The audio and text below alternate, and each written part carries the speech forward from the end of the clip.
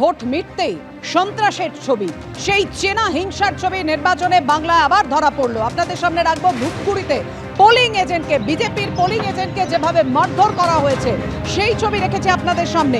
দিনহাটায় আক্রান্ত তৃণমূল কর্মী, বাড়ি একেবারে ভাঙচুর করে দেওয়া হয়, তৃণমূল কর্মীর বাড়িতে হামলা, বিজেপি কর্মীর বাড়ির সামনে বোমা, রানাঘাটে বিজেপির বুথ সভাপতির বাড়ির সামনে বোমাবাজি, তৃণমূল কাউন্সিলরের বিরুদ্ধে বিজেপির অভিযোগ, প্রতিবাদ মিছিল, থানার সামনে বিক্ষোভ, নির্বাচন কমিশনে নালিশ জানানো, অভিযোগ উড়িয়ে দিল তৃণমূল।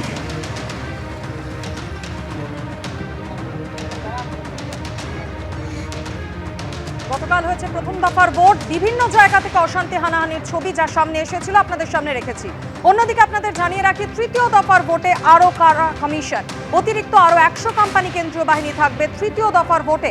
402 কোম্পানি কেন্দ্রীয় বাহিনী দিয়ে তৃতীয় দফার ভোট করাতে চাইছে নির্বাচন কমিশন। প্রথম দফার ভোটে ছিল 277 কোম্পানি কেন্দ্রীয় বাহিনী, দ্বিতীয় দফার ভোটে থাকবে 299 কোম্পানি কেন্দ্রীয় বাহিনী, তৃতীয় দফার ভোটে থাকবে 402 কোম্পানি কেন্দ্রীয় বাহিনী।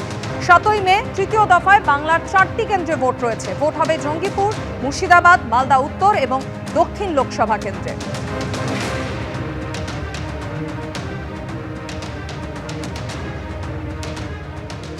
আবহাওয়ার খবর আপনাদেরকে জানাবো না, কোনো স্বস্তির খবর দিচ্ছে না আলিপুর আবহাওয়া দপ্তর, বরং তাপমাত্রা বাড়তে পারে, 42 ডিগ্রিতে পৌঁছতে পারে। অর্থাৎ বুঝতেই পারছেন যেভাবে প্রচন্ড গরমে নাজেহাল হচ্ছে দক্ষিণবঙ্গ, সেই অবস্থা, অস্বস্তিকর অবস্থা আরও সইতে হবে।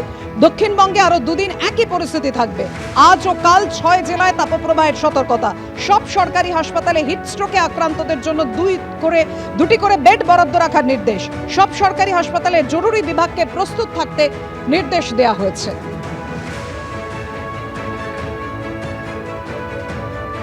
কথা বলবো, আমাদের সঙ্গে রয়েছেন আমাদের প্রতিনিধি জিলম করঞ্জাই। জিলম, জানাও আমাদের এই হিটস্ট্রোক থেকে বাঁচতে, সানস্ট্রোক থেকে বাঁচতে ঠিক কি কি ব্যবস্থা নেওয়া হচ্ছে? যেটা জানা যাচ্ছে যে সমস্ত জেলা এবং কলকাতা বিভিন্ন মেডিকেল কলেজ, জেলা হাসপাতাল, মেডিকেল কলেজের সমস্ত জায়গায় যে ইমার্জেন্সিতে দুটো করে হিটস্ট্রোক আক্রান্ত রোগীদের জন্য বেড বরাদ্দ রাখতে বলা হয়েছে। অবজারভেশন ওয়ার্ডে যেমন দুটো করে থাকবে, তেমনি মেডিসিন ওয়ার্ডে দুটো করে বেড রাখার জন্য বলা হয়েছে। এবং একই সঙ্গে সমস্ত এমার্জেন্সিকে বলা হয়েছে যে স্ট্রোক সন্দেহে যারা আসছে তাদের বাড়তি সতর্কতার সঙ্গে চিকিৎসা করার ব্যাপারে। এবং এই স্বাস্থ্য দপ্তর সমস্ত সরকারি মেডিকেল কলেজ এবং সমস্ত জেলা হাসপাতাল তাদেরকে সতর্কবার্তা এবং নির্দেশ দিয়েছে বলে জানা গিয়েছে স্বাস্থ্য ভবন সূত্রে। ধন্যবাদ জিলম। ফের এজেন্সি নিয়ে বিজেপিকে নিশানা অভিষেক বন্দ্যোপাধ্যায়ের। ইডি সিবিআই দিয়ে অনেকে চমকেছে, পরিবারকেও ছাড়েনি। আমরা দিল্লির কাছে মাথা নত করব না, আমরা রয়্যাল বেঙ্গল টাইগারের মতো লড়ে যাব, বলছেন অভিষেক বন্দ্যোপাধ্যায়।